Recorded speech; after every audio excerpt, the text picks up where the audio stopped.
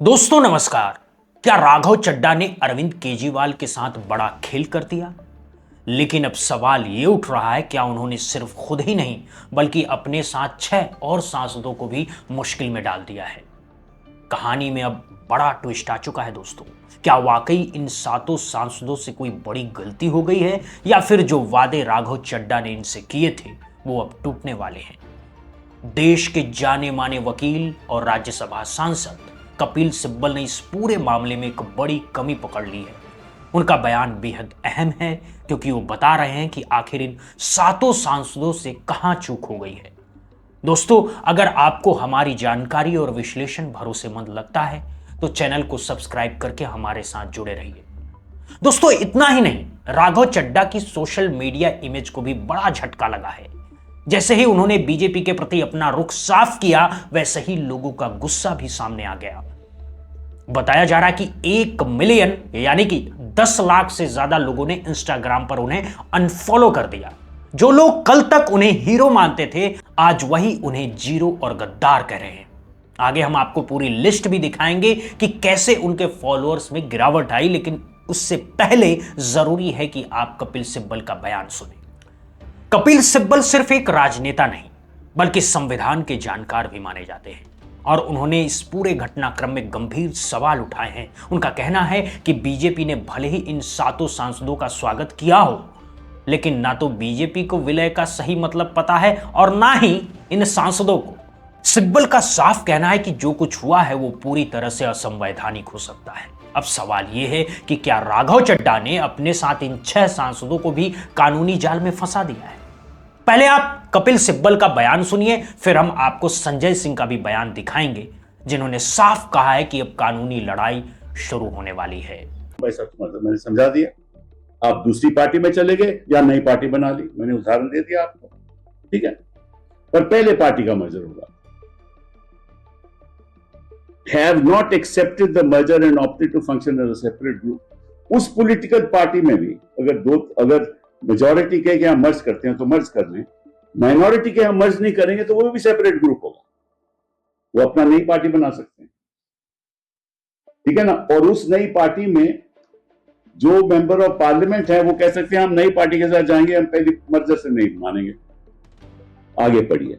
And from the time of such merger such other political party or new political party or group, as the case may be, shall be deemed to be the political party to which he belongs for the purposes of subparagraph 1 of paragraph 2 and to be his original political party for the purposes of subsection। मतलब अगर मन बन जाओ तो आप नई party के आप सदस्य बन जाओगे, ठीक है। या बीजेपी में चलेगा तो बीजेपी मेंबर बन जाओगे, जैसे होता रहा। फिर for the purposes of subparagraph 1 of this paragraph, the merger of the original political party।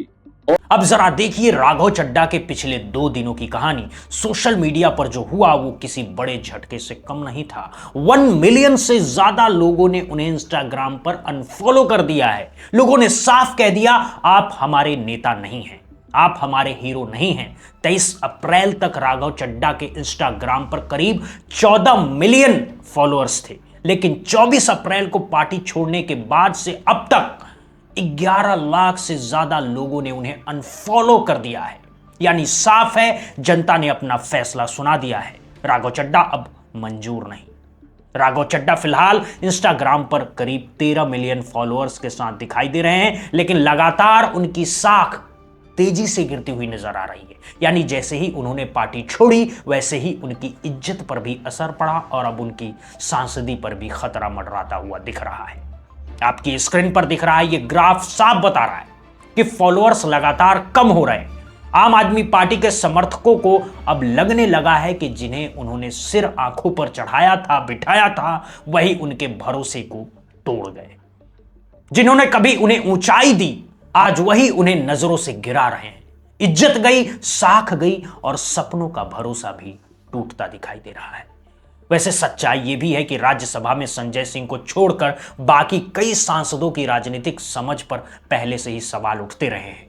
अब राघव चड्ढा ने आम आदमी पार्टी छोड़ने का ऐलान किया तो उन्होंने उन्हीं अरविंद केजरीवाल पर निशाना साधा, जिन्होंने उन्हें राजनीति में पहचान दिलाई।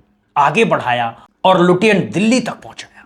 अब जरा संजय सिंह का बयान सुनिए, क्योंकि उनका कहना है कि कहानी अभी खत्म नहीं हुई है। संजय सिंह साफ कह रहे हैं कि जो 7 सांसद बीजेपी के दरवाजे पर पहुंचे, उनका यह कदम नियमों के मुताबिक असंवैधानिक हो सकता है और आगे चलकर वे सभी फंस सकते हैं। राघव चड्ढा ने दावा किया कि आम आदमी पार्टी के 2/3 सांसद बीजेपी में शामिल हो रहे हैं, लेकिन असली तस्वीर अभी सामने आनी बाकी है। और नंबर 2, कल आपने देखा एक गैर संवैधानिक, गैर कानूनी और नियमों के विपरीत जाकर 7 लोगों ने बीजेपी में शामिल होने का ऐलान कर दिया। यह कानूनी रूप से पूरी तरह से गलत है और जो एंटी डिफेक्शन लॉ है, जो साफ तौर पे कहता है किसी भी प्रकार का स्प्लिट, ब्रेक अवे फैक्शन, किसी भी प्रकार की टूट असेंबली और राज्यसभा लोकसभा में नहीं हो सकती, उसको कोई वैधानिक मान्यता नहीं है। और यह शिवसेना के केस में भी साफ तौर पे सामने आ चुका है। यह 10वीं अनुसूची में 10th शेड्यूल में साफ तौर पे लिखा हुआ है, किसी भी प्रकार की टूट, वो चाहे भले ही 2/3 संख्या की हो, 7 की जगह 8 हो, उसको कोई वैधानिक मान्यता नहीं है। किसी भी प्रकार की वैधानिक मान्यता नहीं है। तो जो आम आदमी पार्टी के 7 राज्यसभा के सांसद टूटे हैं, ये गैर कानूनी है, गलत है, गैर संवैधानिक है और संसदीय नियमों के विपरीत है। इसलिए मैं आज चेयरमैन राज्यसभा को, उपराष्ट्रपति महोदय को इन सारे नियमों का हवाला देते हुए पत्र दूंगा कि इन 7 सदस्यों की, इन 7 राज्यसभा के सांसदों की सदस्यता पूरी तरीके से समाप्त की जाए, जिसमें से तो 3 लोग साफ तौर पे कल बीजेपी के दफ्तर में भी गए थे, राघव चड्ढा, संदीप पाठक और अशोक मित्तल। वो साफ तौर पे बीजेपी के दफ्तर में गए थे, जिनकी विजुअल और वीडियो सारी कुछ आपके पास है, फोटो वगैरह। और बाकी जो 4 लोगों को लेके दावा किया जा रहा है, उन सब के खिलाफ उनकी सदस्यता को समाप्त करने के लिए आज मैं राज्यसभा के चेयरमैन साहब को, उपराष्ट्रपति महोदय को पत्र दूंगा। संजय सिंह के मुताबिक अभी पिक्चर बाकी है। अब सवाल ये उठता है कि आखिर 15 दिन के भीतर ही ये साफ क्यों हो गया कि राघव चड्ढा सदन में जो मुद्दे उठा रहे थे वो जनता के लिए नहीं बल्कि किसी और मकसद से थे। क्या वो पहले से ही बीजेपी के करीब जा रहे थे? अरविंद केजरीवाल जो उन्हें अपना भरोसेमंद सेनापति मानते थे, क्या उन्होंने गलत इंसान पर भरोसा कर लिया? अब यह आरोप लग रहा है कि वो सेनापति नहीं बल्कि मीर जाफर साबित हुए। इसी के साथ एक और बड़ा सवाल उठता है, क्या बीजेपी खुद दबाव में है? क्योंकि अगर नेता खुद आकर शामिल हो रहे हैं तो फिर इतनी कोशिशें क्यों? क्या नरेंद्र मोदी का प्रभाव अब पहले जैसा नहीं रहा? क्या हालात ऐसे बन गए हैं कि राघव चड्ढा और अशोक मित्तल जैसे नेताओं को मनाने की जरूरत पड़ रही है? जरा सोचिए, अगर कोई बड़ा ऑपरेशन चलाया जाता है और उसका राज पूरा होने से पहले ही खुल जाए तो इसका क्या मतलब होता है? अब कहा जा रहा है कि आम आदमी पार्टी के राज्यसभा सांसद राघव चड्ढा, अशोक मित्तल और संदीप पाठक ने जिस ऑपरेशन पंजाब का हिस्सा बनकर बीजेपी में जाने का फैसला किया, उसने सिर्फ पार्टी का ही नहीं बल्कि उनका अपना खेल भी बिगाड़ दिया है। अब सबसे बड़ा सवाल यही है, क्या जो कल तक हीरो थे उन्होंने खुद को और अपने साथियों को भी मुश्किल में डाल दिया? अब जरा सुनिए, यही राघव चड्ढा जो आज बीजेपी की चौखट पर नजर आ रहे हैं, कभी सदन के भीतर इसी बीजेपी को लेकर बड़े बड़े ज्ञान दिया करते थे। उस वक्त उनके तेवर कुछ और थे और आज तस्वीर बिल्कुल बदल चुकी है। आखिर क्या कहा करते थे वो, जरा गौर से सुनिए। और ये एक ऐसी व्यवस्था बनाता है कि एक पार्टी मैन, एक यस मैन चुनाव आयुक्त बन सकता है। वो दिन भी दूर नहीं कि चाहे भाजपा अगर कल तो संबित पात्रा को चीफ इलेक्शन कमिश्नर बना सकती है मैडम, और 2:1 के रेशियो से संबित पात्रा देश के चीफ इलेक्शन कमिश्नर बन सकते हैं। आप सोचिए कि ये कितना खतरनाक होगा अगर वो चीफ इलेक्शन कमिश्नर बन गए। आलीशान जिंदगी, लग्जरी गाड़ियां और हाई प्रोफाइल लाइफ, यही पहचान रही है राघव चड्ढा की। आम आदमी पार्टी से उनका रिश्ता कितना जमीन से जुड़ा था, इस सब पर सवाल उठ रहे हैं। आम जनता से उनका कनेक्शन उतना ही दूर बताया जा रहा है जितना उत्तर और दक्षिण या पूर्व और पश्चिम का होता है।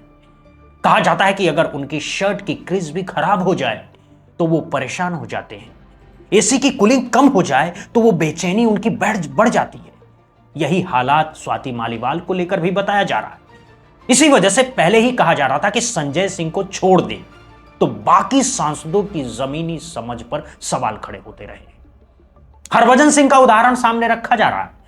क्या आपने कभी उन्हें सदन में आम आदमी के मुद्दे उठाते देखा? अगर देखा तो जरूर बताइएगा, वरना ज्यादातर लोग उन्हें संसद से ज्यादा मनोरंजन के मंचों पर ही पहचानते हैं। अब बात करते हैं अशोक कुमार मित्तल की, जिन्हें कुछ लोग गलगोटिया स्टाइल की राजनीति का प्रतीक बताते हैं। कहा जा रहा है कि छापे पड़ते ही उन्होंने कुछ ही दिनों में बीजेपी का रुख कर लिया है। खुद को शिक्षाविद बताने वाले मित्तल लवली प्रोफेशनल यूनिवर्सिटी के मालिक हैं, लेकिन उनके पुराने दिनों की कहानी भी खूब चर्चा में है। जालंधर में लवली स्वीट्स नाम की मिठाई की दुकान से शुरू हुआ सफर कैसे कॉलेज और फिर यूनिवर्सिटी तक पहुंचा, ये अपने आप में अलग कहानी है। लेकिन सबसे बड़ा सवाल यही है कि जिन राघव चड्ढा को हटाकर अरविंद केजरीवाल ने अशोक मित्तल को राज्यसभा में उपनेता बनाया, वही मित्तल भी आखिर साथ छोड़ गए। तो क्या इतना बड़ा ऑपरेशन बिना किसी अंदरूनी संकेत के हो सकता था? क्या केजरीवाल ने ऐसे लोगों पर भरोसा किया जो अंदर ही अंदर पार्टी को कमजोर कर रहे थे? अब हालात यह हैं कि राघव चड्ढा के फॉलोअर्स तेजी से गिर रहे हैं और दूसरी तरफ आरोप लग रहे हैं कि कई सांसद अब बीजेपी के एजेंट बन चुके हैं। मामला अब कानूनी मोड़ लेता हुआ दिखाई दे रहा है और कपिल सिब्बल और संजय सिंह के बयान इस ओर इशारा कर रहे हैं। तो अब सवाल आपसे, क्या वाकई राघव चड्ढा ने अपने साथ बाकी 6 सांसदों को भी फंसा दिया, या सच में पिक्चर अभी बाकी है? अपनी राय हमें कमेंट में जरूर बताइएगा। फिलहाल के लिए इस खबर में इतना ही। ऐसे ही सटीक और भरोसेमंद खबरों के लिए बने रहिए हमारे साथ। जय हिंद, जय भारत दोस्तों।